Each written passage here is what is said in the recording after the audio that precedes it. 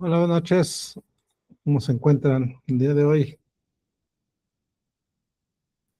Buenas noches, maestro. Aquí presentes ya, gracias. Bien, bien, gracias. Muy Buenas noches, licenciado. Gracias, aquí todo bien. Trabajando, pero Buenas bueno, noches. todo bien.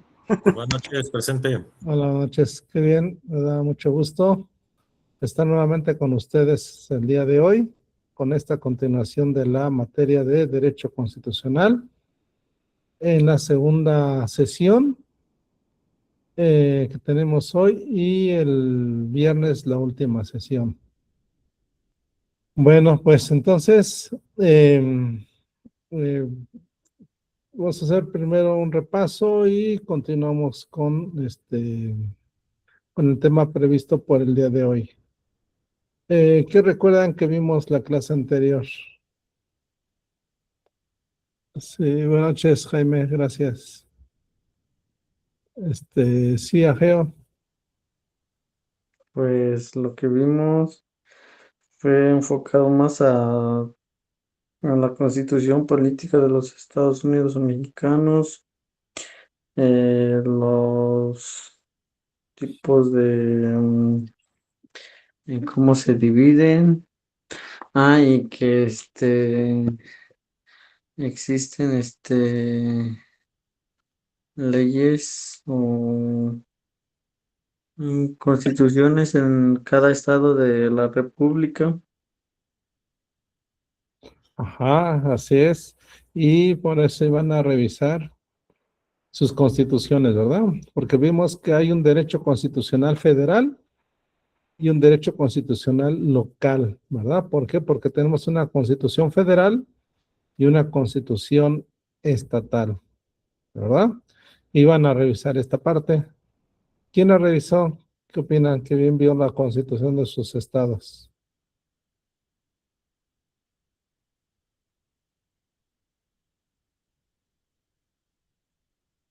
No, nadie. Sí, Jaime. Sí, buenas noches, Doc, y a todos. Mi comentario era de lo que vimos un poco de la clase pasada acerca de la historia de cómo se formó el Estado y el derecho constitucional a través de la historia y todos los acontecimientos, pues un tanto dramáticos y obviamente de política y monarquía y feudalismo hasta Así la es. clase obrera, fue lo que nos llevó al hecho de las constituciones, Exact- empezando en Europa. exactamente. Así es. En Europa vamos a Gracias. ver un poquito de esto. Muy bien, gracias. Sí, vimos esta parte de la historia, cómo se formaron los estados y porque la constitución tiene que ver con la conformación del estado, ¿verdad? Muy bien, gracias. Ageo. Bueno, analizando sobre la Constitución de Oaxaca, pues vienen muchas cosas allí como sobre materia de penal, de robo de vehículos, trato de personas, este, ah, ejercicio de atribuciones y viene igual sobre las pluricultural porque Oaxaca se divide en 8 regiones y pues hay mucho como se da mucho eso de hay más que nada lo que son bueno, no sé si decirle idiomas o lenguas indígenas. Dialectos. Ajá, bueno, la Constitución de Oaxaca pues trata de eso, sobre pues no a la discriminación de ello. Pues igual abarca un poco sobre, bueno, como derechos humanos, algo así. Y ya pues ya nos lleva igual a la constitución política. Así Bueno, es. ya se lleva casi, bueno, un poquito con respecto al respeto a de esas de las culturas que se dan allí en Oaxaca, porque tiene Oaxaca pues tiene una riqueza cultural allí y así como de cultura de lo que es la zapoteca y varios ahí, como Mije y todas esas lenguas. Todos estos dialectos. Ujú, y que se tienen que respetar así. Ok, muy bien. Bueno, ese trata de más sobre ahí de Oaxaca. Ok, muy bien. Sí. ¿Quién más? ¿Quién más revisó su constitución? ¿Nadie? Si me lo permite, maestro. Sí, adelante. Eh, Gracias. Yo también revisé y me pude dar cuenta que la Constitución de la Ciudad de México enfoca, digamos, algunos temas muy importantes de lo que es la localidad, que realmente la Constitución en general no especifica. Entonces me pude dar cuenta que se basa precisamente en lo local, lo que es, como dice el compañero, lo cultural, la sociedad tal como movilidad en sus detalles, maestro. Ok, perfecto. Muy bien. Ok, entonces fuimos, ¿alguien más? Juan, Arcadio. Sí, buenas noches, licenciado. Nada más para comentarle referente a la... A ver si me escucha. Sí, sí, te escuchamos bien. Sí. Sí, referente a la revisión de la Constitución, en lo particular, yo soy del estado de Oaxaca y en lo que pude del poco tiempo que pude también revisarla. La Constitución de Oaxaca está dividida, está estructurada en sus primeros 22 artículos. Está constituido los derechos fundamentales o lo que le llaman la lo- los principios fundamentales del ser humano en esos primeros en esa primera parte. La Constitución está estructurada en 142 artículos, tiene 139 artículos que son modificables o la que se ha sufrido modificaciones o la parte que le llaman se me va el nombre. Bueno, en esa parte viene siendo 39 artículos que están modificados y de ahí empieza la organización estructural del Estado para poder regirse, para poder hacer valer los derechos de sus ciudadanos. Y en este sentido también viene toda la estructura de la organización estructura del Estado, lo que es el Poder Judicial, el Poder Judicial, el Poder Ejecutivo, el Poder Judicial y el Poder Legislativo. Ahí viene estructurado todas las funciones y las actividades que realiza cada uno de ellos. Incluso viene unas partes que son política o organización o derechos políticos o derechos ciudadanos políticos, que en este caso rige el derecho de las personas a ser votadas y rige a las personas que que tienen derecho a ser propuestas a un cargo de elección popular y de ahí en la parte estatal, en este caso, viene regido todo eso, regido la Secretaría de Hacienda del Estado. También viene estructurado lo que es la parte económica del Estado.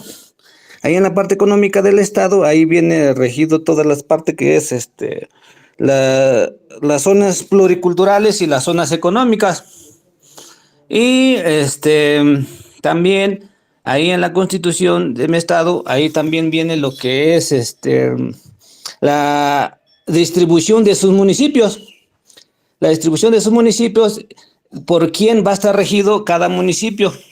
En ese caso dice que cada municipio va a estar regido por un presidente municipal.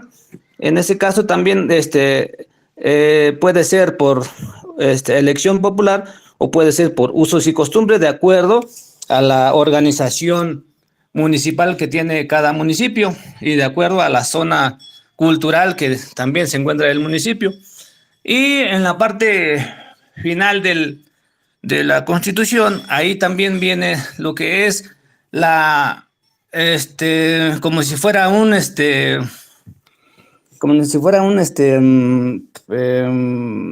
escritura del Estado. Ahí viene por qué Estado está limitado, por cuánto territorio tiene y por cuánto zonas limítrofes tienen estado.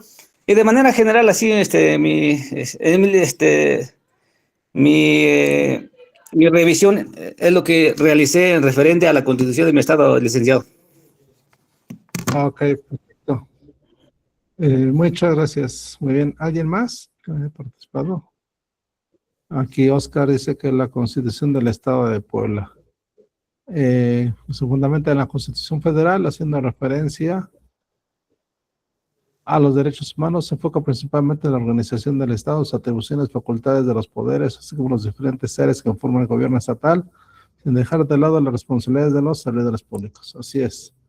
Muy bien, perfecto. Entonces ya vieron aquí alguna referencia de que hay constituciones federales, hay una federal y hay estatales.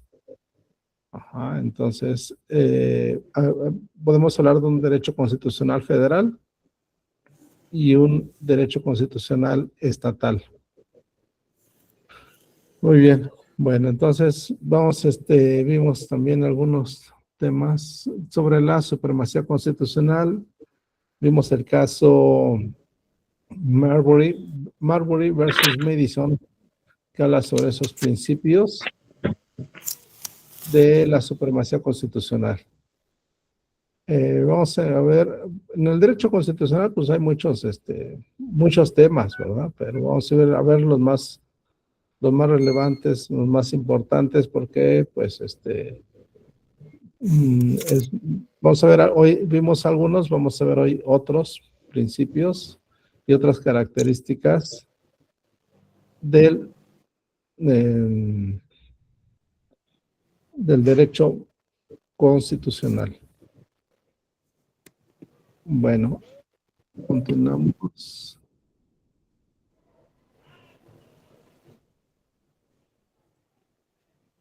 Bueno, pues vamos a ver lo que es una... Ah, bueno, vimos también la ubicación del derecho constitucional, ¿verdad?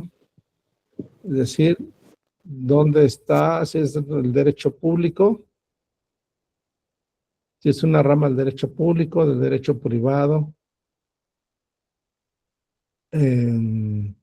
¿Por qué? Porque está esquematizado metodológicamente en esta rama del derecho público, porque el derecho público es una rama que tiene que ver con la relación de los ciudadanos con el Estado, con los entes del Estado. Y el derecho privado, pues tiene que ver con las relaciones entre los particulares. De modo que el derecho constitucional se ubica dentro del derecho público porque se refiere a la relación del Estado con los particulares, con los ciudadanos, ¿verdad? Por ejemplo, el tema de los derechos humanos, todo lo que es la protección constitucional. Bien, mencionamos sobre el bloque de constitucionalidad. Entonces, vimos que era el derecho público, el derecho privado, ¿verdad? Vimos estos videos sobre el nacimiento del Estado moderno, cómo se relaciona el derecho constitucional a través de la historia con estos diversos acontecimientos. Después de que termina la Edad Media, viene probablemente la conformación del Estado mexicano, y después vemos el tema sobre la supremacía constitucional. Ahorita un segundo.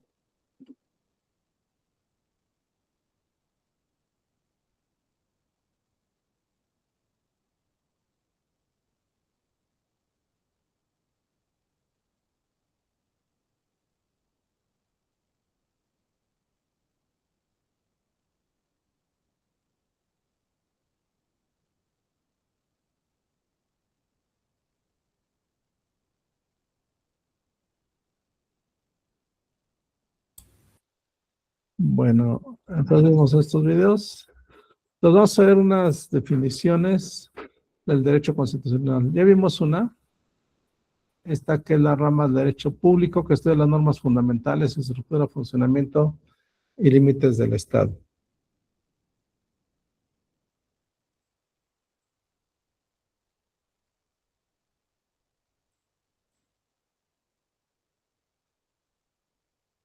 Así como la protección de los derechos fundamentales de los individuos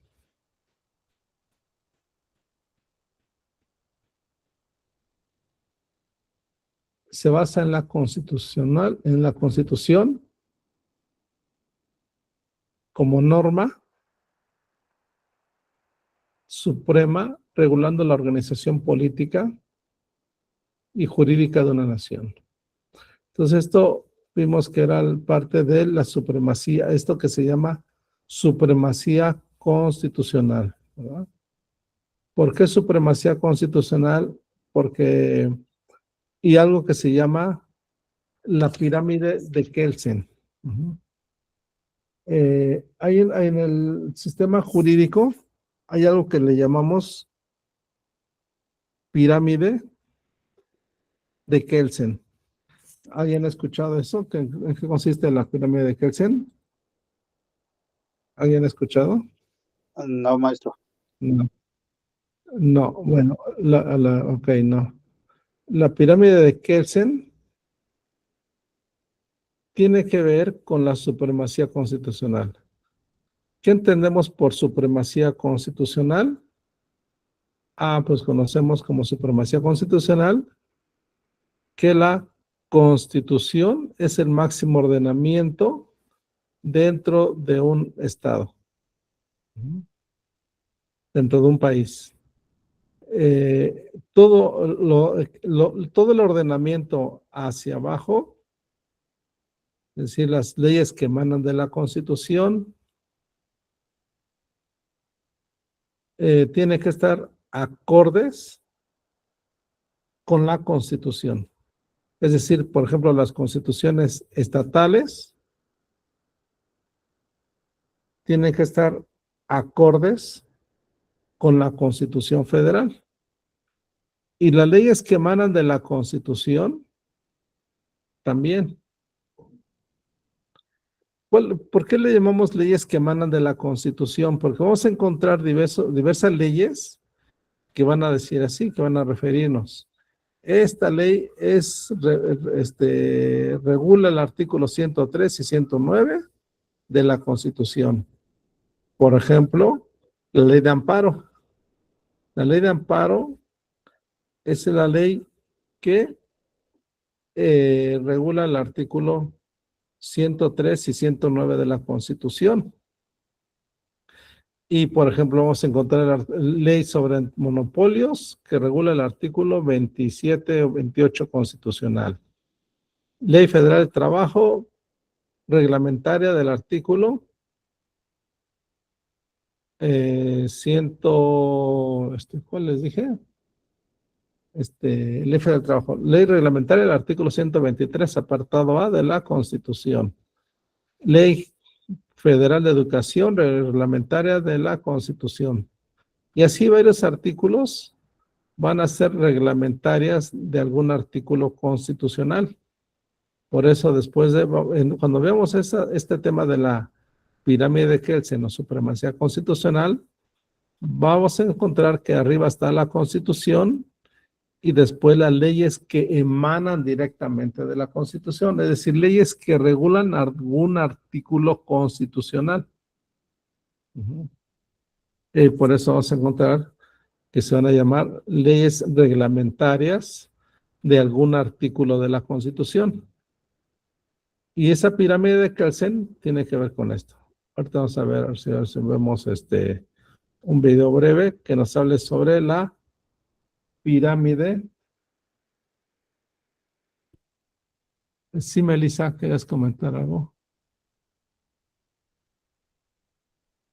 Sí, era acerca sobre lo de la pirámide de Kelsen, que yo sí más o menos lo vi en un curso que tomé en Juárez, que es de seguridad aeroportuaria. donde más o menos nos explicaron sobre eso, que se basa, como dijo usted, que la Constitución está por encima de todas las leyes y los reglamentos.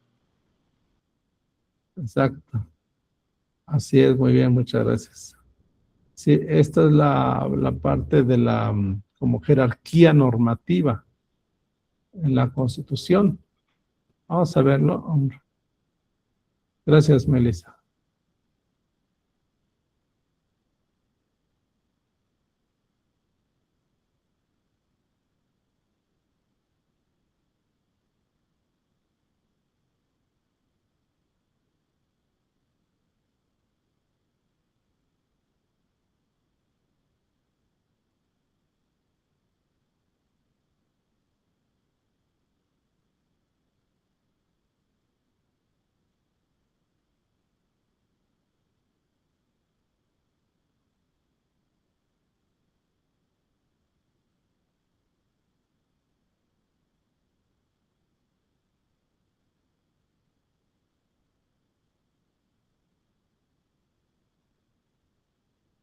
Bueno, vamos a ver pongan atención, tiene que ver con lo que estuvimos viendo ahora. Bueno, que acabo de comentar. He aquí Kevin Moreno en un nuevo video para nuestro canal de YouTube. Sean bienvenidos.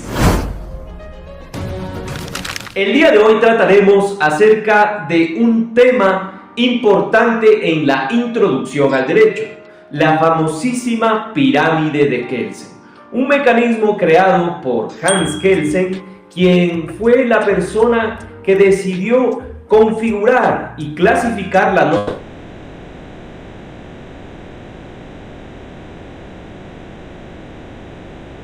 diferenciar cuál es la norma jerárquicamente superior, es decir, cuál debo aplicarla. Si es que aplicaré o bien la Constitución, si es que aplicaré una ley orgánica o si es que aplicaré una ley ordinaria. ¿Cuál está más arriba de otra? ¿Cuál es la que debo aplicar? El día de hoy aprenderemos de ello.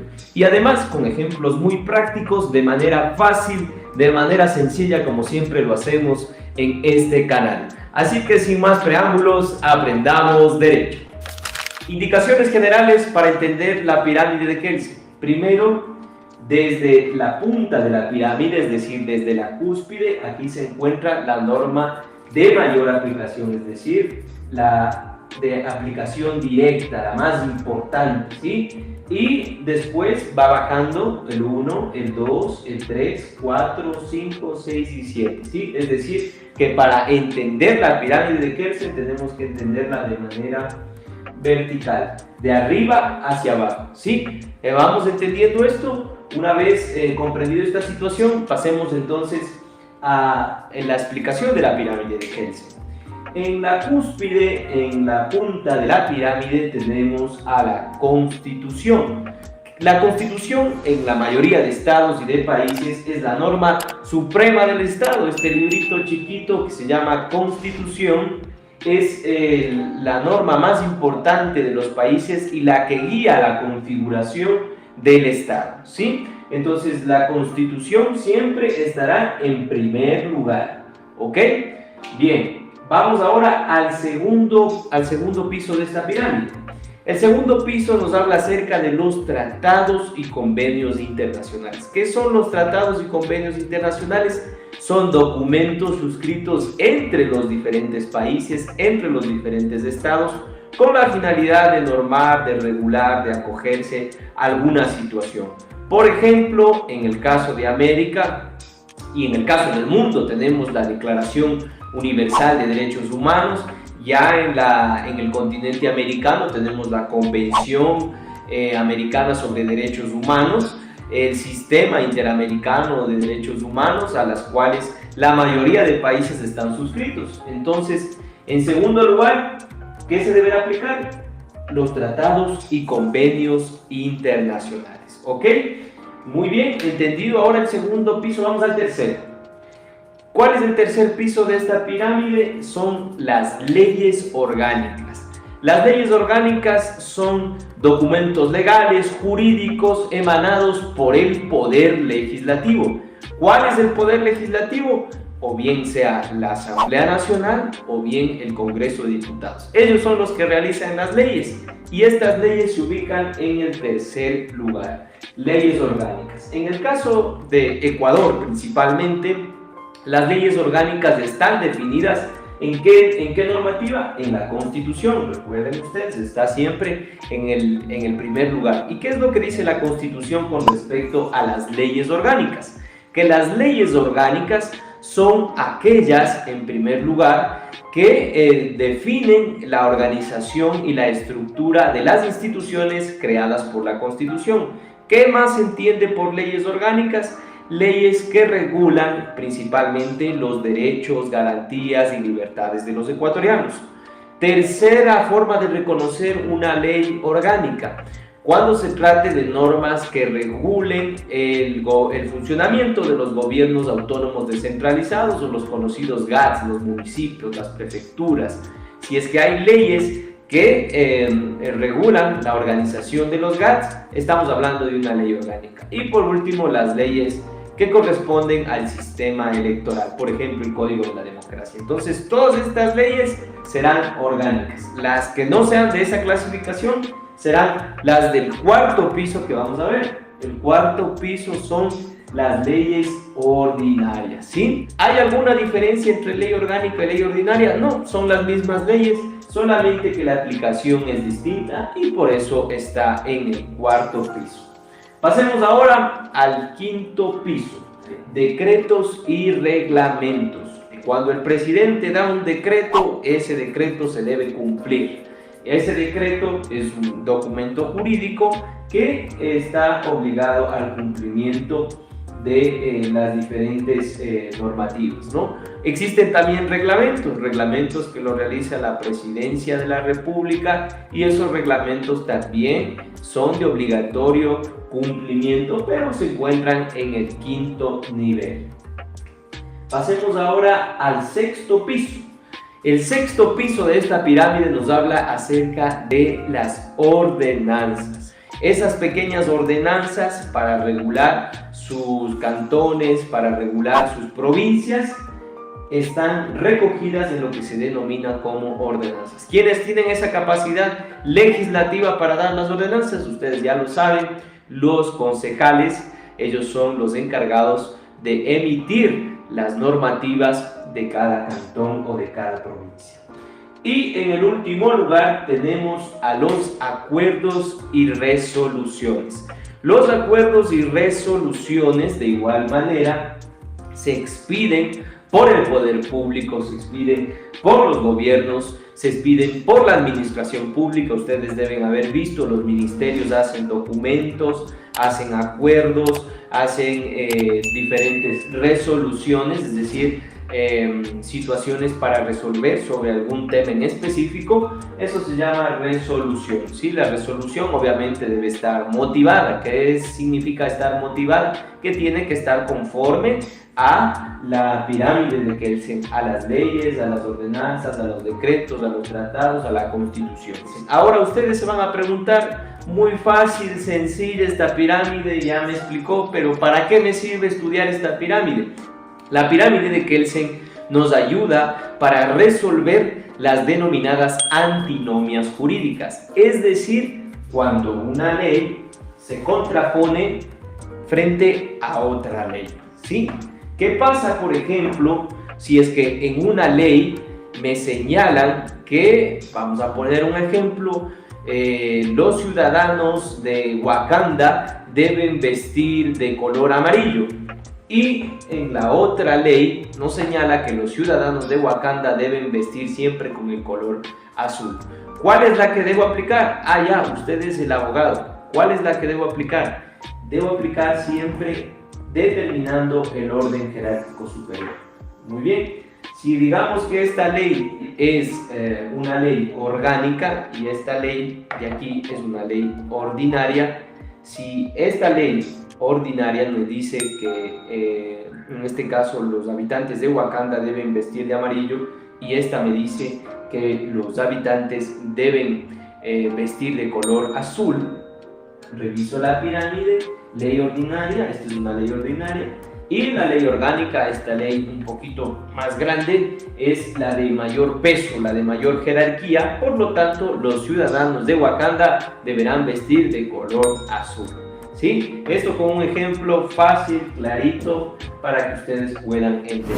Si es que tienen alguna duda, alguna consulta, háganmela saber a través de los comentarios. Les pido por favor que le den like, que se suscriban a este canal para seguir aprendiendo derecho.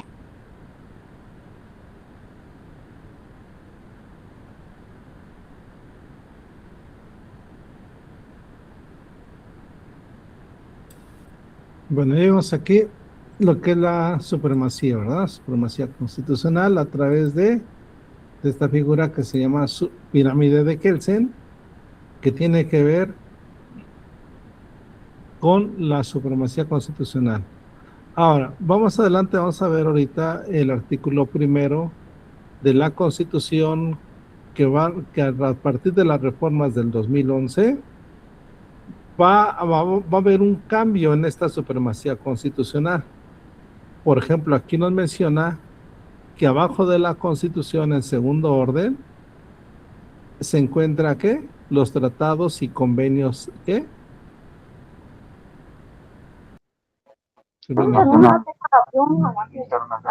Tratados y convenios internacionales, licenciado. Exactamente, así es. Eso es lo que establece la pirámide de Kelsen. Pero de acuerdo a las reformas que están en la Constitución a partir del 2011, vamos a ver que este orden va a cambiar. Es decir, que hay una contradicción de tesis, la 293/2011, que señala que va a estar al mismo nivel, digamos, al mismo escalón, tanto la Constitución y al mismo nivel los tratados internacionales. Sin embargo, de acuerdo a las reformas, vamos a encontrar que arriba de la Constitución va a variar. Arriba de la Constitución se va a encontrar los tratados internacionales que ha suscrito el Estado mexicano en materia de derechos humanos. Quiere decir que en materia de derechos humanos, arriba de la Constitución, sí van a estar los tratados internacionales. Por la redacción del artículo primero de la Constitución. Bueno, ahorita que veamos estas reformas, vamos a ver cómo está la redacción del artículo primero de la Constitución. Bueno, ahorita vamos a ver esta parte. Bueno, ya vimos la supremacía constitucional. Vamos a ver, sigue viendo un poco de teoría. Bueno, estamos viendo todo. Ahora vemos esto. Maurice Joreu señala que el objeto del derecho constitucional se puede definir en un sentido amplio como el encuadramiento jurídico de los fenómenos políticos. Es decir, que los fenómenos políticos nos vamos a encuadrar en donde jurídicamente en la Constitución. ¿Por qué? Porque todos los movimientos políticos, al final, van a quedar plasmados en la Constitución. Quiere decir que entonces la lucha que ha habido en los distintos sectores, la lucha, por ejemplo, de los maestros, de los campesinos, pues de cualquier sector, como ahorita que están los transportistas, sus luchas van a quedar, el resultado de estas luchas va a quedar plasmado ¿en dónde? En la Constitución. Y derivado de estas luchas que ha habido históricas de los campesinos o cualquier movimiento de los trabajadores, etcétera, sus luchas van a quedar plasmadas en la Constitución. De modo que es como mencionamos aquí, estas luchas, estos movimientos políticos van a quedar en este encuadramiento jurídico que se llama Constitución, ¿verdad? Por eso Maurice Horiou señala esto. Estos fenómenos a su vez quedan desglosados de la siguiente forma. El reconocimiento total del hombre por el hombre, determinación de lo que es bueno para la sociedad y relaciones entre dirigentes y gobernantes y gobernados. Entonces, Maurice Horiou, que es un francés, un constitucionalista, va a referir esta parte.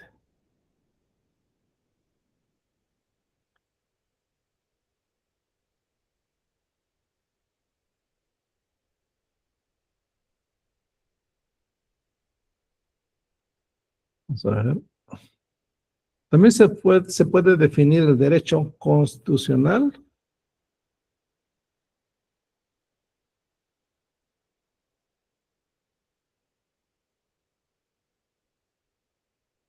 como aquel que entraña un conjunto de decisiones políticas fundamentales acerca del Estado y gobierno, y a través de él una sociedad política alcanza orden, unidad, situación y modo concreto de ser.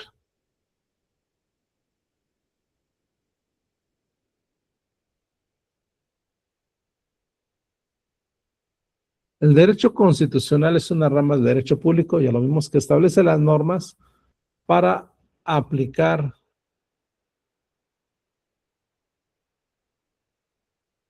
la Constitución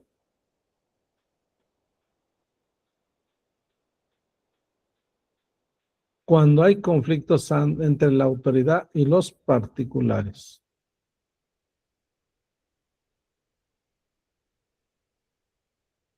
Objetivos: defender la Constitución,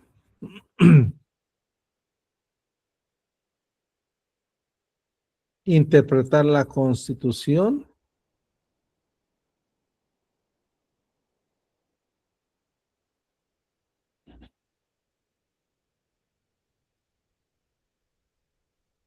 y los derechos fundamentales.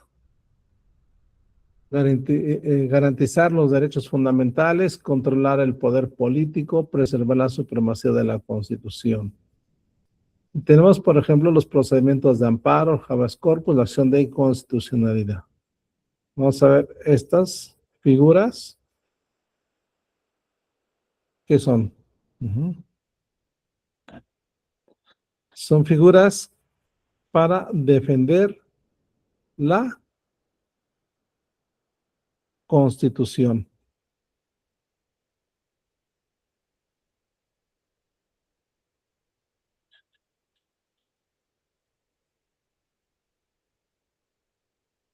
Hablar del derecho constitucional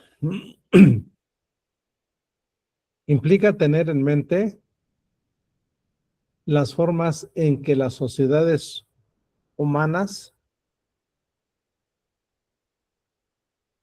se organizan para cohabitar.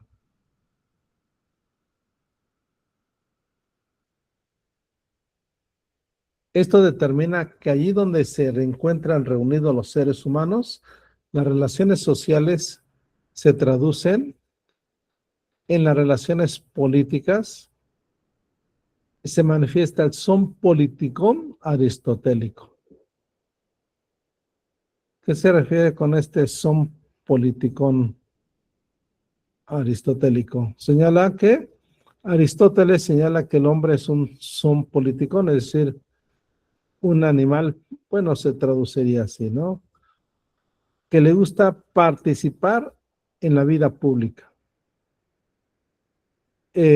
Tanto es así que en la cultura griega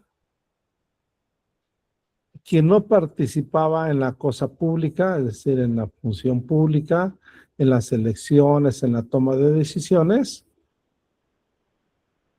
era un iliota. Iliota significa un desposeído, es decir, que aquel que no se interesa en la cosa pública. Por lo tanto, era muy importante participar en la cosa pública. La necesidad de establecer parámetros de conducta para una convivencia viable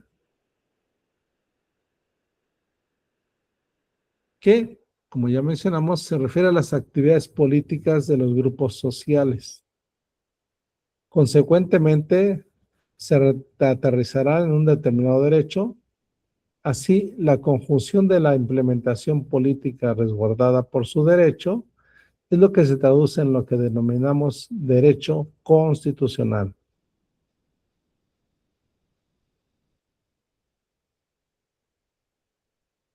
Un componente inherente al derecho constitucional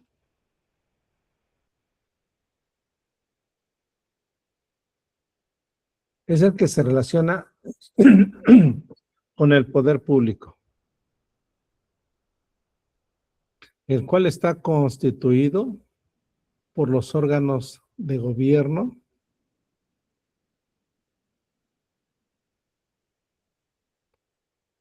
Así, el poder de un Estado queda supeditado a los mandatos constitucionales.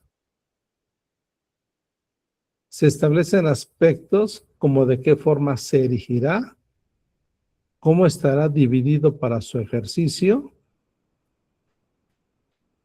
cuáles son sus facultades y qué restricciones tiene en la relación gobierno-población.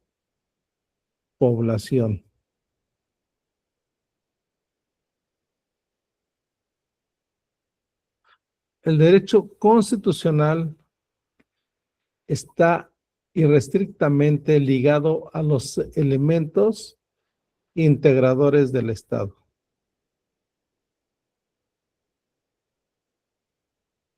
Su ámbito de competencia está determinado en todo lo concerniente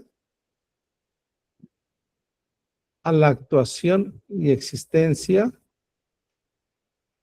que el mismo Estado regula de forma explícita.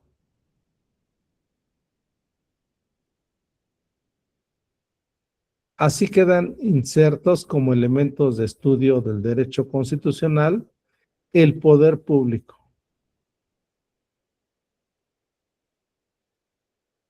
las relaciones entre sus órganos, su forma de elección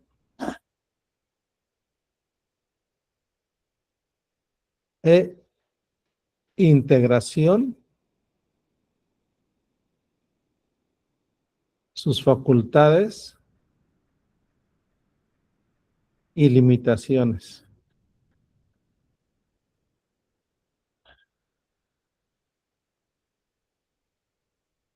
La organización política y administrativa de su territorio y los derechos de las personas que se encuentran en él. Vean todo lo que implica el derecho constitucional, abarca toda esta parte. Por eso vamos a ver que la Constitución se va a dividir en dos partes. Bueno, no dos, perdón, tres. Las tres principales. Hay autores que refieren que hay otras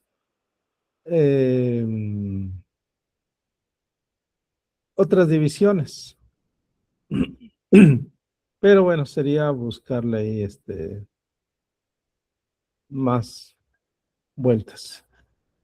Vamos a quedar en perfectos de esta materia que la Constitución se divide en 3 partes. ¿Cuáles son esas 3 partes? La parte dogmática, la parte orgánica y ¿cuál creen que sea la otra?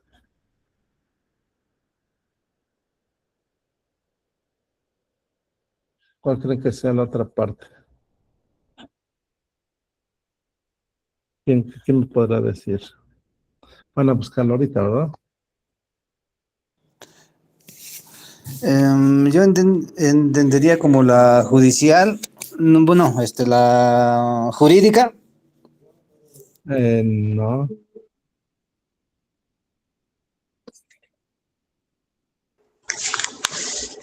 Hay una parte, no sé si es la pragmática. Algunos autores señalan estas partes, pero está en forma inmersa en esta. Pero hay una parte muy importante que a veces se nos olvida.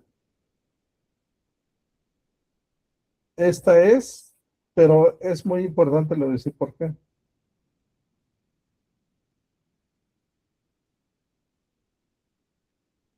La parte de los artículos transitorios. Los artículos transitorios es la tercera parte. ¿Por qué? Porque, a ver, ¿qué puede decirme? ¿Qué contiene el artículo transitorio?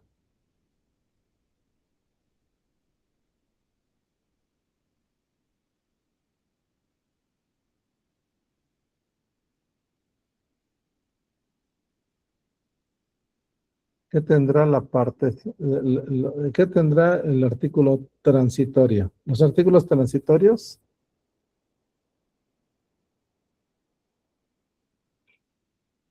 ¿qué contendrán?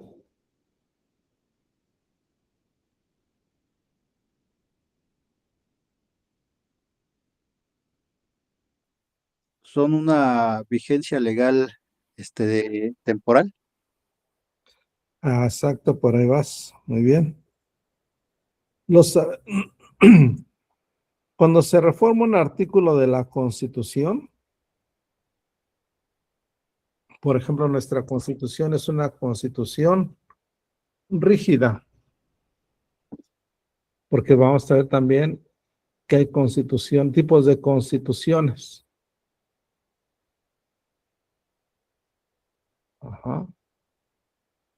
Y los tipos de constituciones hay flexibles y hay rígidas.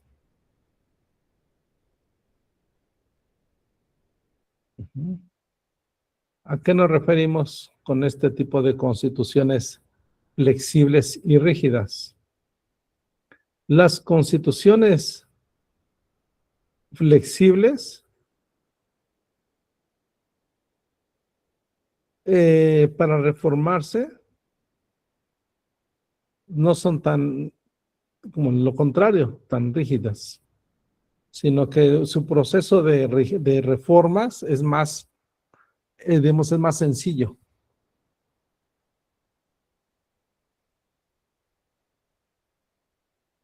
En el caso del Estado mexicano,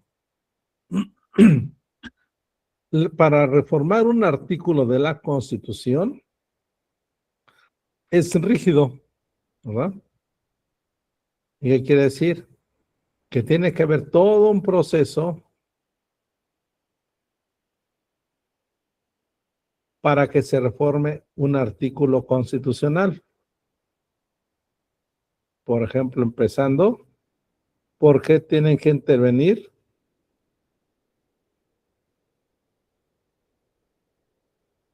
los congresos estatales? tienen que aprobarse por los congresos de los estados. Y después de pasar por todo este proceso, se reforma una constitución, bueno, en este caso, la Constitución mexicana. Y después, ya que se reforma la Constitución, estas reformas, al final de cualquier reforma a la Constitución o de cualquier ley, al final, en el transitorio, en el artículo transitorio, se establece cuándo entra en vigor esa reforma constitucional. De modo que sin este artículo transitorio, ¿qué pasaría? No sabríamos cuándo entra en vigor esa reforma. Por ejemplo, las reformas del 2008, que les mencionaba,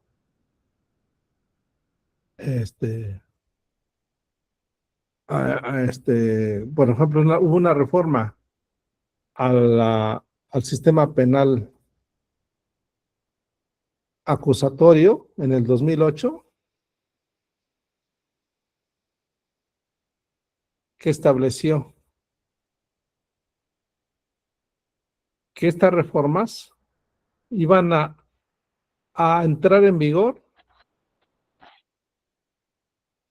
hasta el 2016. Entonces, ¿esto quién lo estableció? Esos artículos transitorios. Cuando el legislador aprobó esas reformas, ¿qué dijo? Estas reformas del artículo, de los 10 artículos del sistema penal acusatorio, van a entrar en vigor hasta el 2016. ¿Dónde estaba esto? En estos artículos transitorios. Entonces, tenemos en la Constitución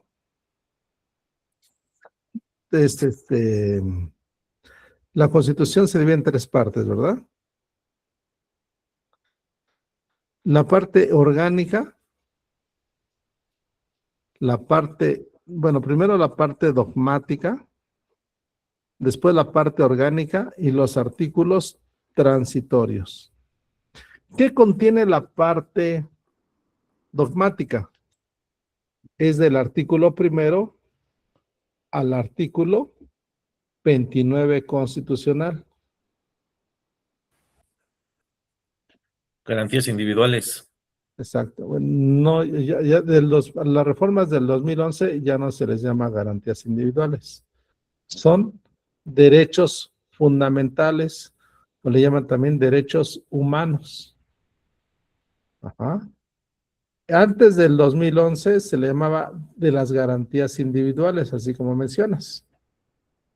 Después de las reformas se les llamó de los derechos humanos y sus garantías. De los derechos humanos y sus garantías. Ajá. Y eso entonces, eso es la parte dogmática. Ajá. Después viene la parte orgánica. ¿Qué contiene la parte orgánica? La parte orgánica es cómo está organizado el Estado mexicano. ¿Y cómo está organizado? Pues de acuerdo a qué? A un poder ejecutivo, un poder legislativo, un poder judicial y organismos autónomos.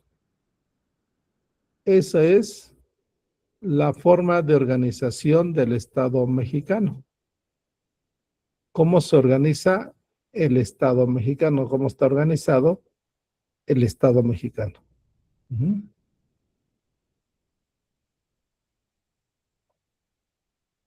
Entonces, ahí es donde,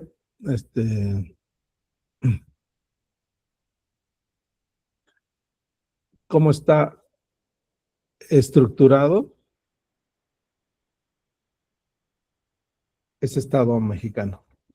Es la parte orgánica de la Constitución. Y entonces, ahí es donde tenemos esta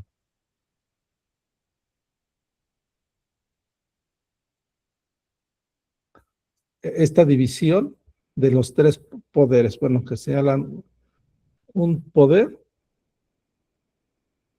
dividido para su ejercicio, es un solo poder, pero dividido para su ejercicio en ejecutivo, legislativo y judicial, y organismos autónomos.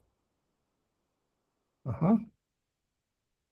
Entonces, regresando a lo que mencionábamos de las reformas a la Constitución, que es una Constitución, nuestra Constitución es una Constitución rígida, ¿verdad? Porque para sus reformas requiere todo un proceso, incluso que sea aprobado por los congresos de los estados. Y una vez que los congresos de los estados la aprueban y se cumple con lo que establece la Constitución, ahora ya se reforma el artículo de la Constitución y después se publica, y de acuerdo a estos artículos transitorios, pues ya sabemos cuándo entran en vigor esas reformas. Ahora, este tiempo entre que se publica la ley y entra en vigor, por ejemplo, les decía las reformas del 2008 que entraron en vigor hasta el 2016, eso tiene un nombre, se le llama vacatio legis. Ajá. Vacatio legis. Es como si se tradujera como vacaciones de la ley. Ajá. ¿Qué es el vacatio legis? Es el tiempo entre que entra, entre que se publica una ley y entre la que entra en vigor. Ajá. En este caso, esas reformas del 2008 tardaron 8 años para entrar en vigor. Desde el 2008 hasta el 2016. Por lo regular, las reformas entran rápido. Por lo regular, entran al día siguiente de su publicación. Por lo regular, ¿verdad?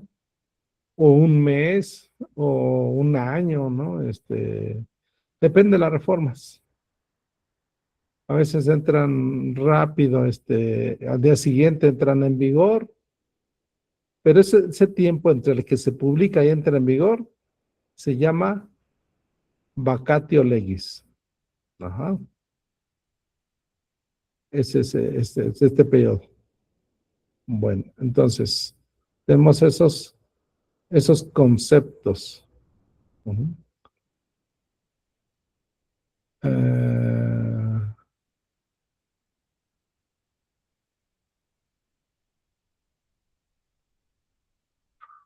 Bueno, la evolución del término constitución, como lo entendemos hoy día, se empieza a usar en Europa en el siglo XVIII.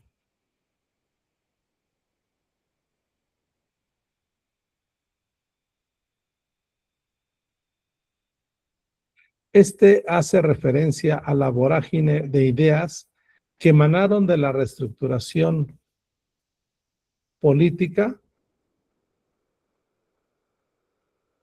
y jurídica que sufrieron los países europeos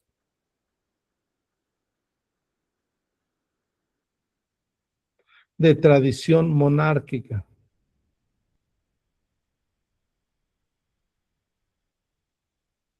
En la que se rompió la dualidad del ejercicio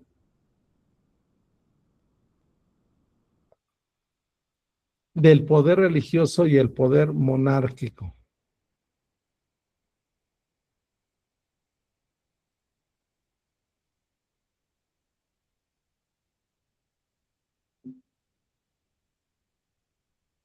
Para establecer una supremacía del poder de los hombres, aún representado en el rey,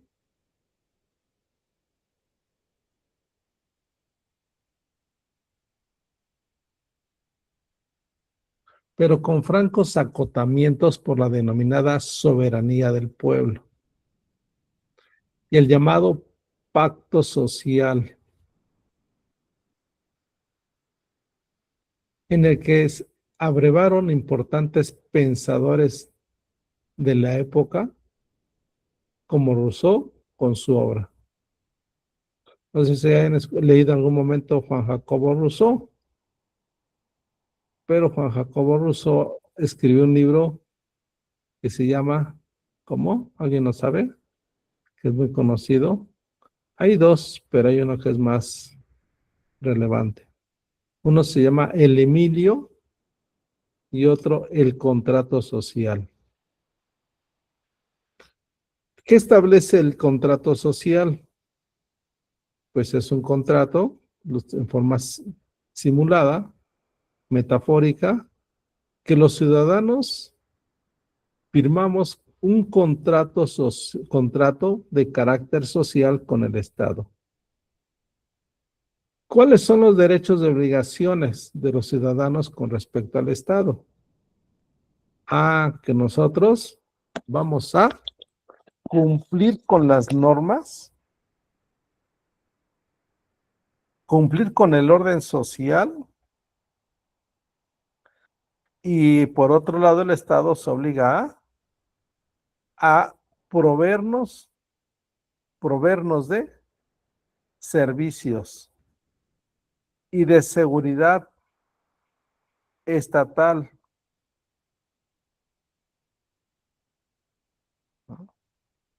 Es decir, va a tener un ejército para que nos cuide como nación, va a otorgar servicios como seguridad pública,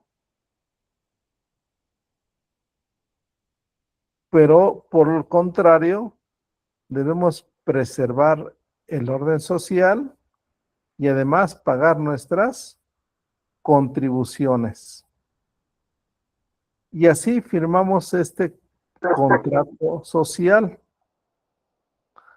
Cada quien cumple con sus respectivas obligaciones y, a su vez, derechos. Cada quien va a cumplir con estos, por eso se le llama contrato social. Y es lo que más o menos establece este autor, Juan Jacobo Rousseau, con su obra El Contrato Social. Bueno, el contrato social, Sieyes con el tercer estado, Hobbes con su Leviatán o John Locke con su obra Ensayos sobre el gobierno civil, por mencionar algunos de estos importantes representantes del contractualismo como corriente ideológica. Es decir, se le va a llamar contractualismo, ¿verdad? Por lo que acabo de mencionar. Va a haber un contrato social. Y aquí cada parte establece derechos y obligaciones en relación a lo que les acabo de mencionar. Es como una corriente, ¿no? Como una corriente. Entonces, aquí a partir de esto, encontramos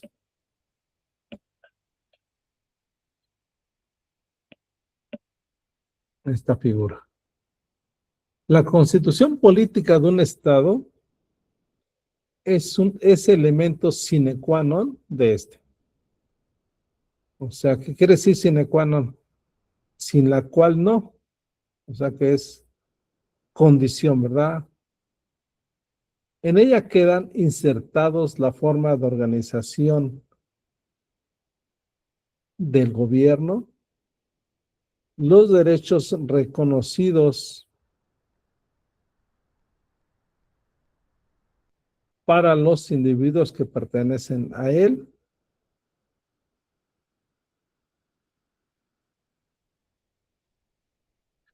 la delimitación de sus fronteras,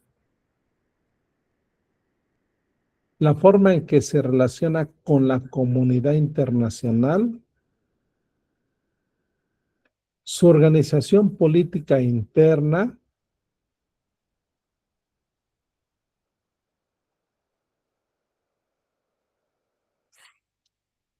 como su forma administrativa y su forma de gobierno. Es decir, en general, le da certeza de existencia a la sociedad.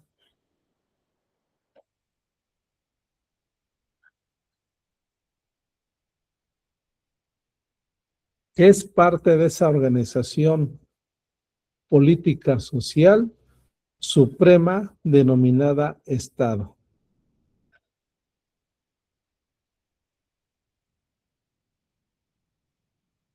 Esto se puede traducir en aspectos como la certidumbre jurídica,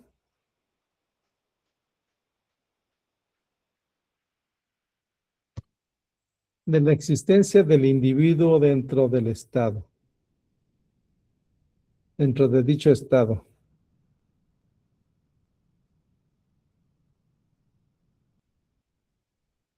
Del reconocimiento de sus posesiones, de su relación con la tierra, nacionalidad,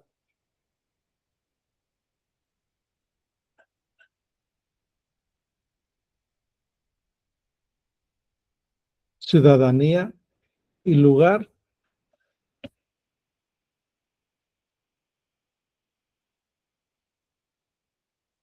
en esa porción de tierra soberana que le permite sancionar su propia libertad. Como ser humano políticamente consciente de su certidumbre jurídica y política. Vean todo lo que implica la Constitución, todo lo que tiene, ¿verdad? Todo lo que tiene, lo que abarca, todas las esferas que toma en cuenta la Constitución y a su vez el derecho constitucional, que es el objeto de estudio del derecho constitucional.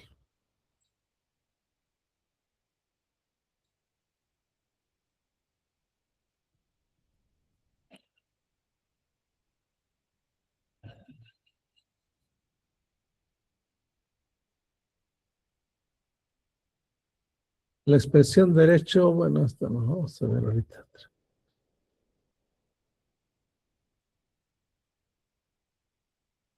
El derecho procesal. Jaime, ¿querías comentar algo?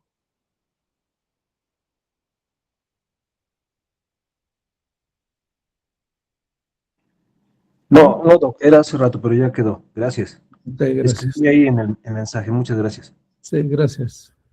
Bueno, vamos a ver ahora un video sobre qué es una constitución. Vamos a ver este breve.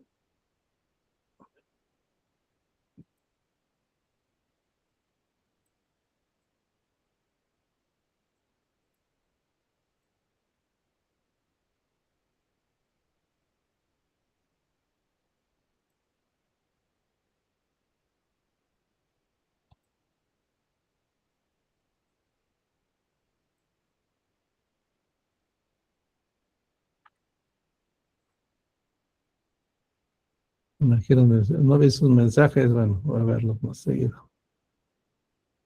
Bueno, pongan atención a este y espero sus comentarios.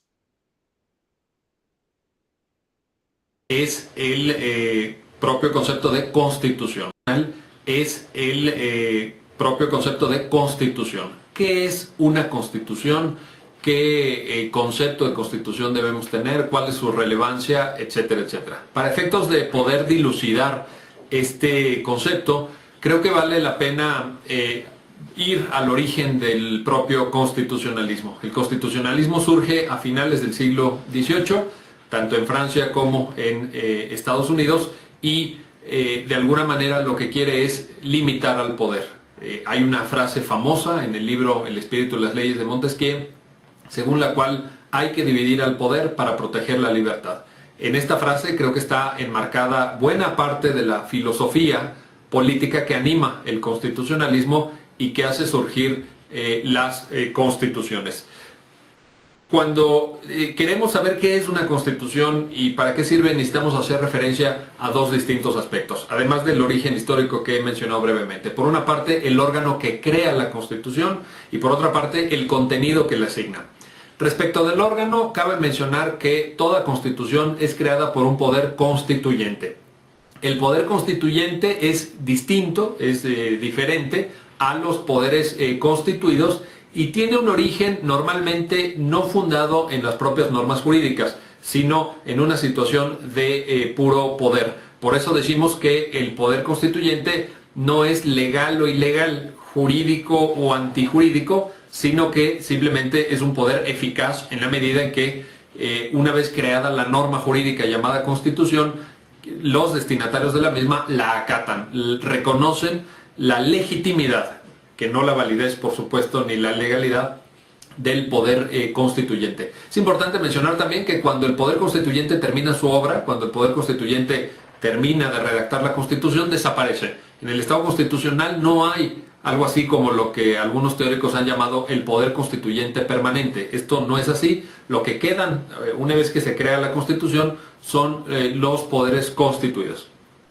Respecto del contenido de la Constitución, pues bueno, ya desde el famoso artículo 16 de la Declaración de los Derechos del Hombre y del Ciudadano del 26 de agosto de 1789, esto es la conocida como Declaración Francesa, se estipulaba que el contenido básico, el contenido mínimo de toda Constitución es precisamente lo que mencionamos respecto a la división de poderes y decía la Declaración Francesa la garantía de los derechos, aunque nosotros contemporáneamente diríamos los derechos.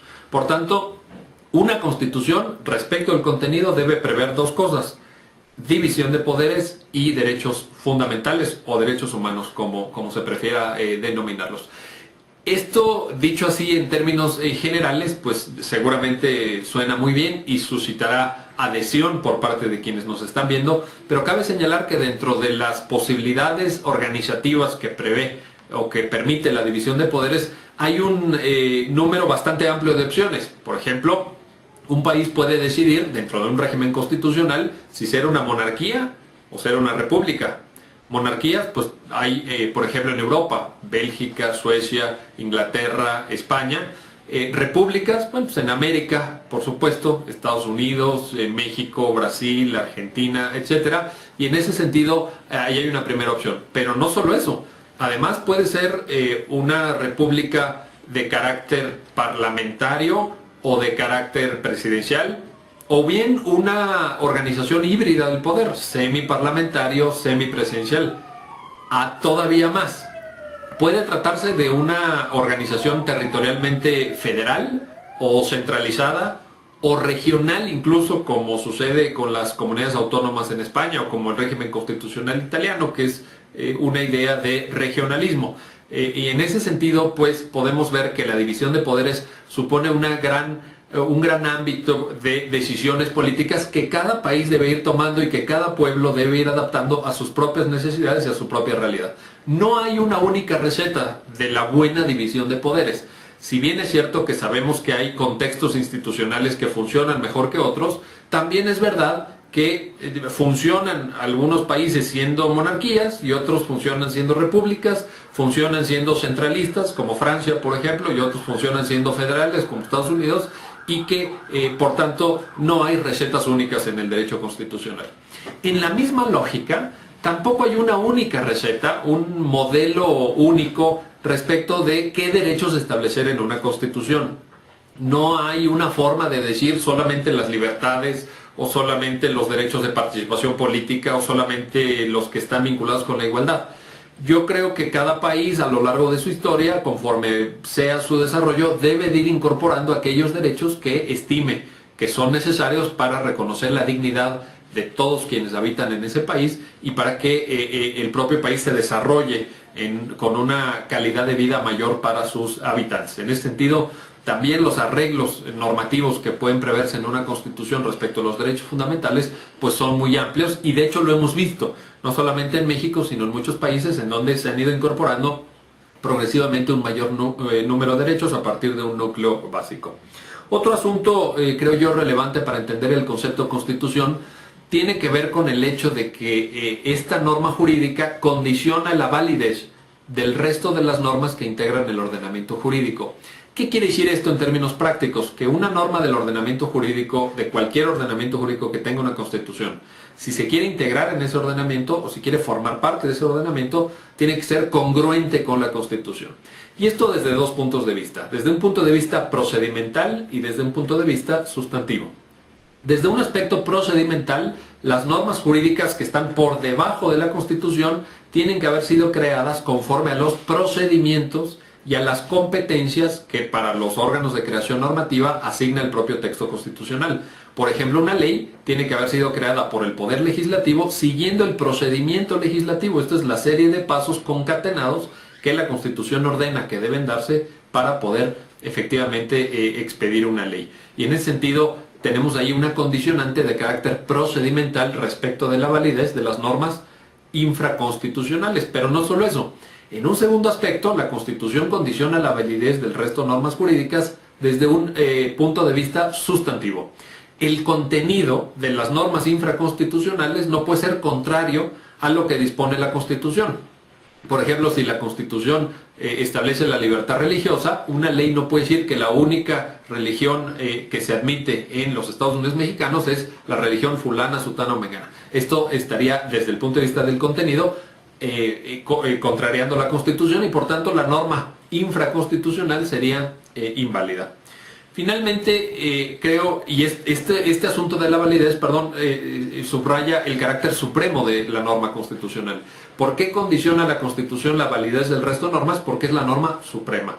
Una supremacía que puede ser tácita, si no está enunciada en el texto constitucional, o expresa. En el caso de México es expresa, porque así lo refiere el artículo 133 de nuestra Constitución. Aunado a esto, las constituciones, y forma parte también de la comprensión de su concepto, las constituciones en el mundo moderno son rígidas. La supremacía es una característica muy importante de las constituciones, pero también la rigidez.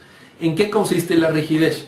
Consiste en el hecho de que un sistema constitucional establezca un procedimiento específico para reformar la Constitución y otro diferenciado para reformar una ley. De tal suerte que haya como dos carriles, como dos distintas vías de reforma constitucional por un lado y de reforma legal por el otro. Si se confunden, si estas vías son idénticas, si se tienen que seguir los mismos pasos para cambiar una constitución y para cambiar una ley, decimos que las constituciones son flexibles. Cuando existen procedimientos diferenciados, que normalmente son más difíciles de cumplir en el caso de una reforma constitucional que en el caso de una reforma legislativa, decimos que la Constitución es rígida. Y hoy en el mundo moderno, pues la mayor parte de las constituciones son rígidas, aunque en diverso grado. Hay un grado máximo de rigidez que se plasma en las cláusulas de intangibilidad, cuando una norma constitucional no puede, bajo ningún motivo, en ningún supuesto, ser modificada. Esa cláusula de intangibilidad es el grado máximo de rigidez, y bueno, a partir de ahí hay una serie de escalones que van haciendo que las constituciones sean más fáciles de cambiar. Pero yo creo que también para entender el concepto de constitución necesitamos atender este importante aspecto de la rigidez.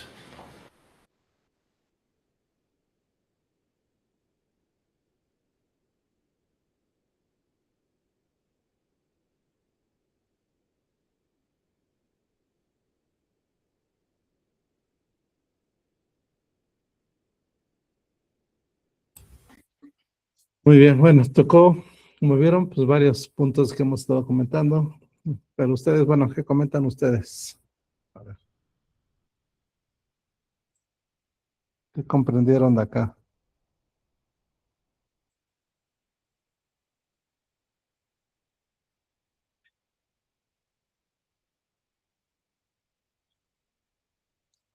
Sí, Arcadio.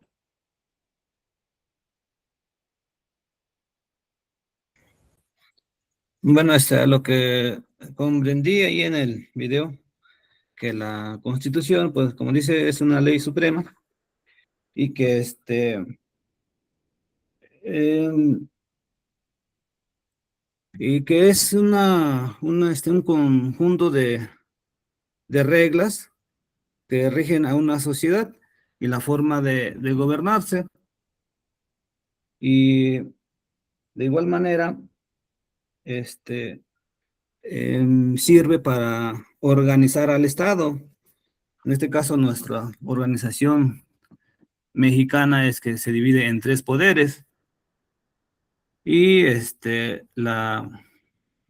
y dar, ¿cómo se llama? La protección de las personas, en este caso, a través de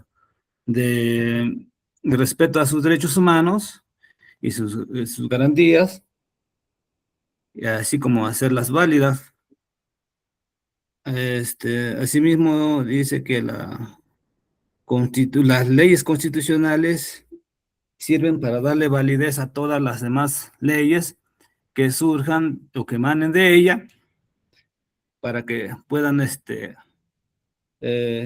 aplicarse o puedan surtir efecto en ese sentido.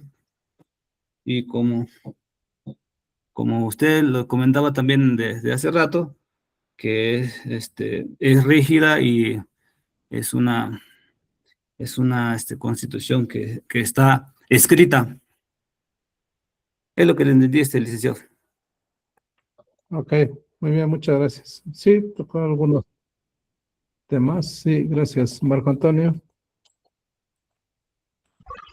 Sí, buenas noches, doctor. Buenas noches, compañeros. Hola. Sí, lo que yo percibí o vi ahí en el video es que habla sobre pues, el inicio en sí de cómo cómo empezó las constituciones pues, en las regiones, en los estados y ahora países. Ahí menciona que pues, lo principal era la división de poderes, ¿no? En ese tiempo que había monarquías. Entonces, a partir de de esa frase o ese pensamiento, surge esa idea, ¿no? De que se inicie una constitución. Ya lo mencionó, pues es ahí, desde esos tiempos ya se menciona la división de una constitución, como es la de los 3 poderes, el derecho de fundamentales o garantías del hombre,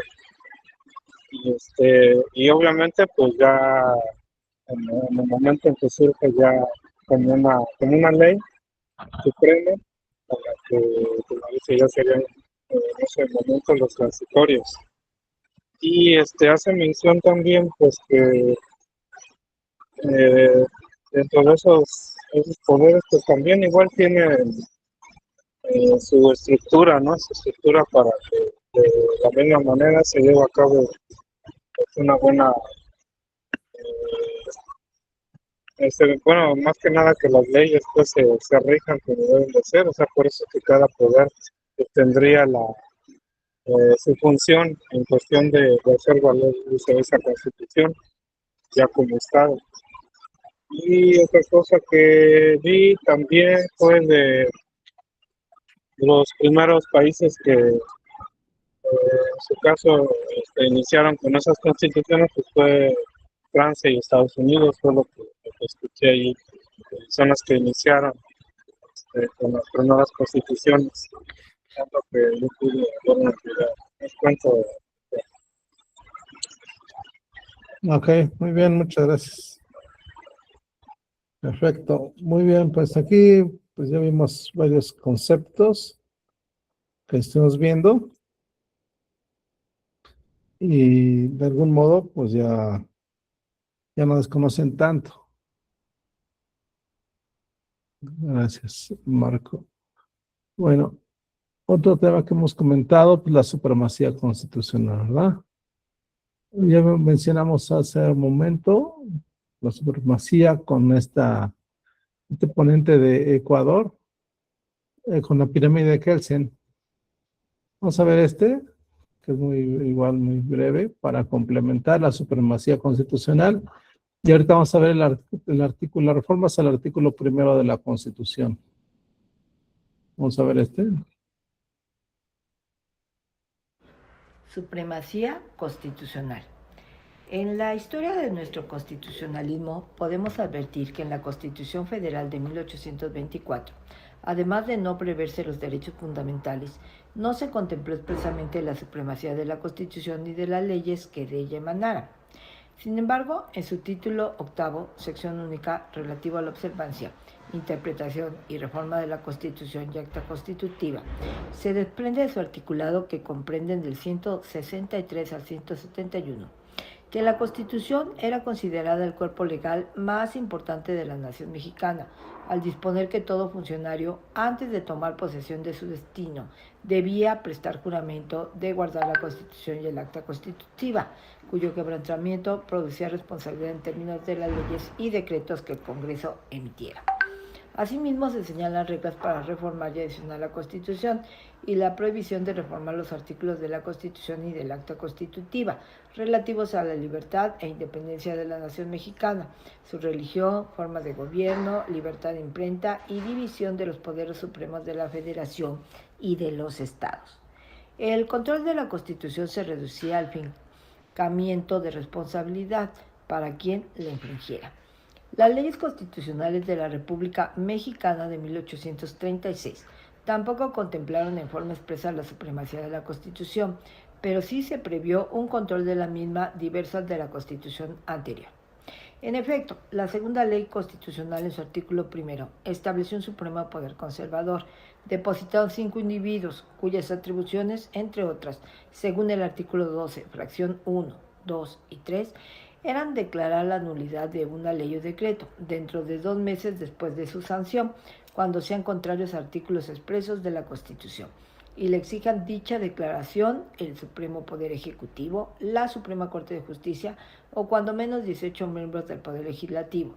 Declarar, excitado por el Poder Legislativo o por la Suprema Corte de Justicia, la nulidad de los actos del Poder Ejecutivo, cuando fueren contrarios a la Constitución o a las leyes, dentro de los 4 meses contados desde que se comuniquen esos actos a las autoridades respectivas, y declarar en el mismo término la nulidad de los actos de la Suprema Corte de Justicia, excitado por alguno de los otros 2 poderes y solo en el caso de usurpación de facultades.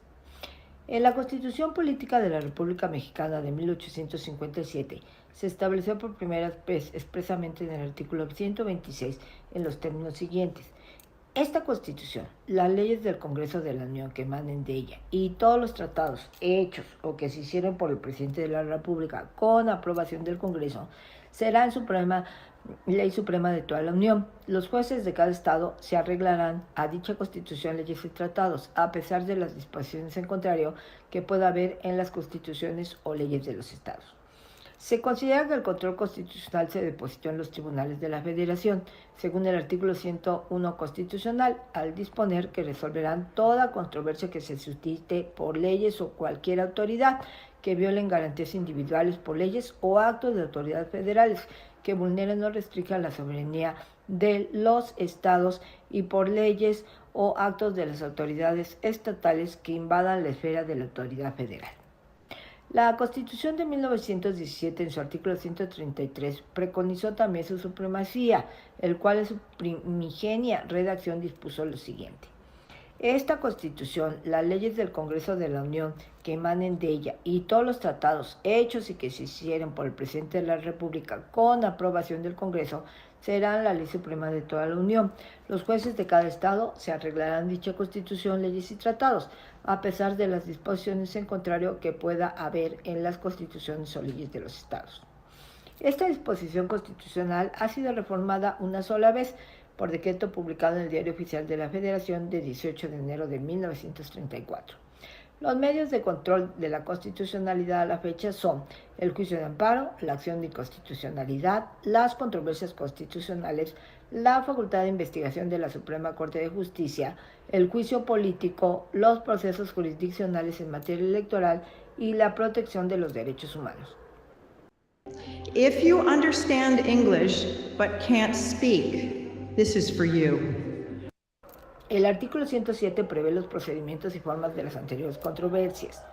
El juicio de garantías es una instancia constitucional y de tipo procesal que un particular afectado por una ley o por el acto de aplicación de esta utiliza ante los órganos de control de la constitucionalidad de las leyes y de los actos de las autoridades estatales por estimarlos lesivos de alguna garantía individual o social, con la finalidad de que la justicia federal lo ampare mediante la declaratoria de constitucionalidad de la disposición o norma jurídica impugnada, a efecto de ser restituido en el goce de su derecho en contra del que se atentó o para detener la aplicación de la ley o acto combatido, solo respecto al caso sometido a controversia o acto reclamado. Sobre este medio de control constitucional, la Suprema Corte de Justicia de la Nación, desde la quinta época hasta la actual, ha hecho la diferencia entre garantías individuales y derechos políticos para negar la procedencia del juicio de amparo, en tratándose de la violación de estos últimos. Sin embargo, en algunos casos, la misma Suprema Corte de Justicia protegió a los quejosos. En principio, el Pleno de la Suprema Corte definió los derechos políticos como toda acción que se encamine a la organización de los poderes públicos y a la conservación de las mismas o a la de su funcionamiento.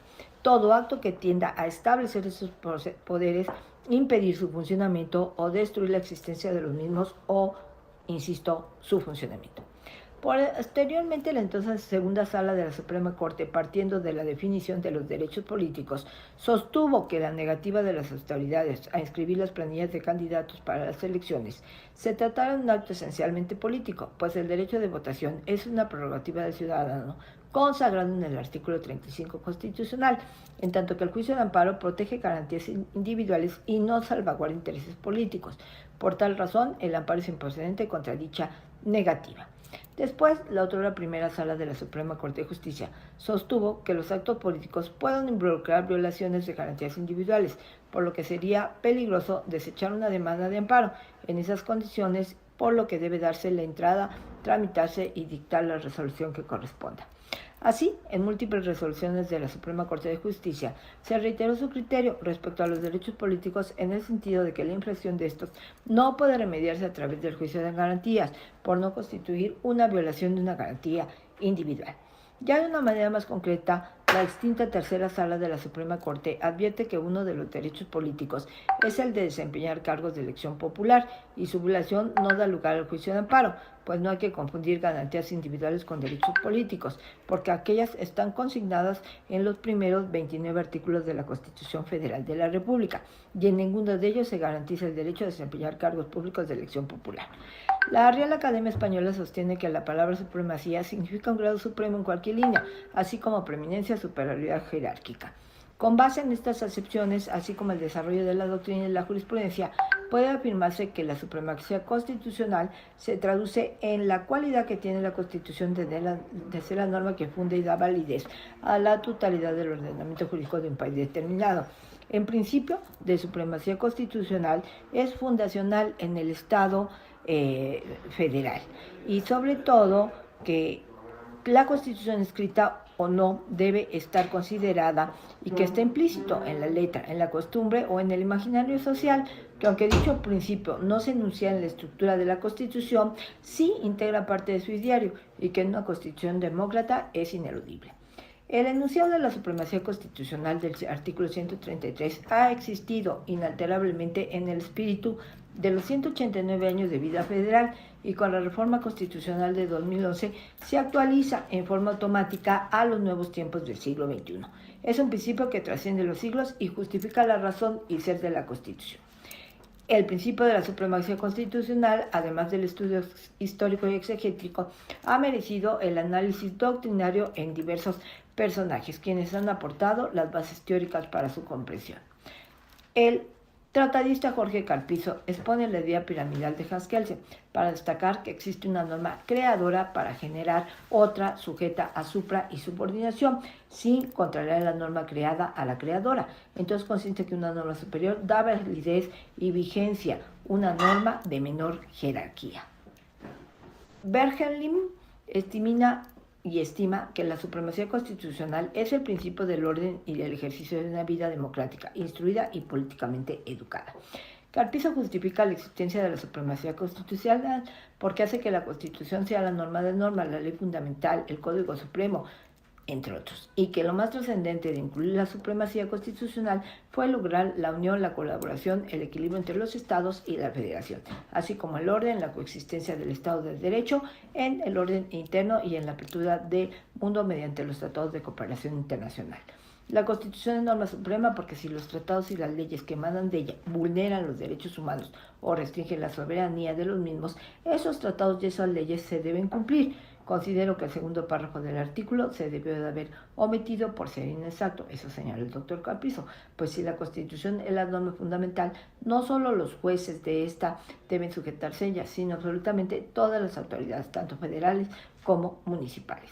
Como se aprecia en la cita, el problema de jerarquía y niveles entre estados y federación es centenario y acontece con más incidencia en la actividad del Poder Judicial, sobre todo en la declarativa de constitucionalidad, facultad que no corresponde al juez local, sino a los jueces competentes en el ámbito federal, lo que revela precisamente una centralización de la competencia de la declaratoria de leyes anticonstitucionales o leyes inconstitucionales. Por tanto, la ley federal no es suprema frente a las leyes de los estados. La única suprema es la Constitución. Aquella idea de la Constitución como ley suprema ha sido enriquecida por juristas de prestigio. A partir de la legislación secundaria derivada de las mismas disposiciones de la Constitución, se entiende que está fundamentada el orden jurídico creado del mismo modo. Toda ley es válida mientras no contravenga el texto constitucional del que proviene. Pero la supremacía de la Constitución no responde exclusivamente a que de ella derive el resto de la norma jurídica. La importancia de este principio se refuerza porque expresa la soberanía de una nación, organiza los poderes del Estado y restringe la autoridad de las autoridades, con tal de que las libertades públicas no sean arbitrariamente restringidas por los depositarios del poder público. Este último conlleva la existencia de la seguridad jurídica, y, por ende, la Suprema Corte ha establecido que la supremacía constitucional se configura como un principio constitucional del sistema jurídico político mexicano, que descansa en la expresión primaria de la soberanía, en la exposición de la Constitución, y que por ello coloca esta por encima de todas las leyes y de todas las autoridades. De ahí que las actuaciones de esta deban ajustarse estrictamente a las disposiciones de aquella. En este sentido, más que una facultad, la supremacía constitucional impone a toda autoridad el deber de ajustar a los preceptos fundamentales los actos desplegados en el ejercicio de sus atribuciones.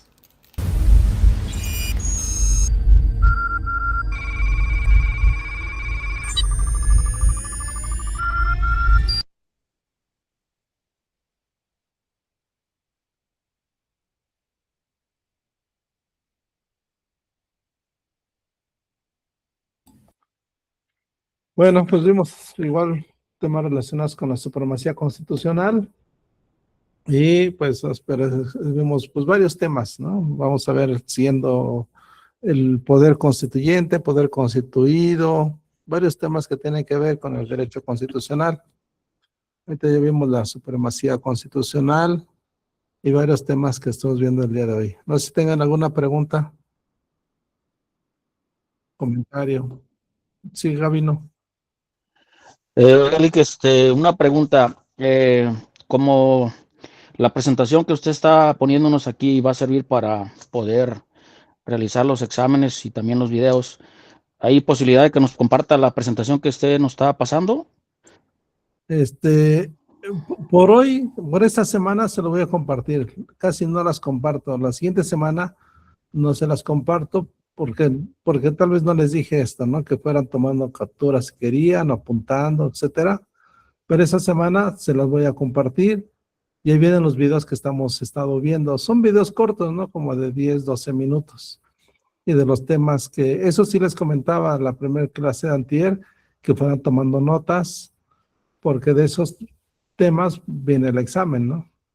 Entonces, esta semana, esta presentación se la voy a enviar esta semana. Ok, gracias. Bueno, se los mando el viernes a la noche porque como le voy agregando algunos temas, videos que vamos viendo. El viernes que tengamos la clase, al final, se las voy a enviar y el examen va a ser el viernes en la noche, dárselos para que tengan todo el sábado para contestarlo. Ajá. Y sus trabajos, su tarea también, la que les dejé, también el sábado hasta las 12 de la noche. O sea, todo el sábado tienen que entregar su examen y su trabajo que ya les había dejado. ¿Sí? Bueno. Ok, gracias. Sí, Francisco. ¿Qué tal, licenciado? Buenas noches a todos. Nada más tengo una duda, licenciado. ¿Cuántas cuartillas son para la entrega del trabajo del sábado? Gracias. Sí, creo que les dije ahí en la antier, que creo que 3 a 4 cuartillas. Tres cuartillas. Ok. Gracias, licenciado. 3 cuartillas, gracias. Sí, el lunes les di las indicaciones. Ajá, Sí, pero 3 sí, gracias. cuartillas. Bueno, pues pasen bonita noche. Nos vemos el viernes a las 8 de la noche. Gracias, licenciado. Buenas noches. Igual, buenas noches. Gracias, licenciado. Buenas noches. Buenas noches. Gracias, buenas noches. Buenas noches. Hasta luego. Ustedes también, buenas noches a todos.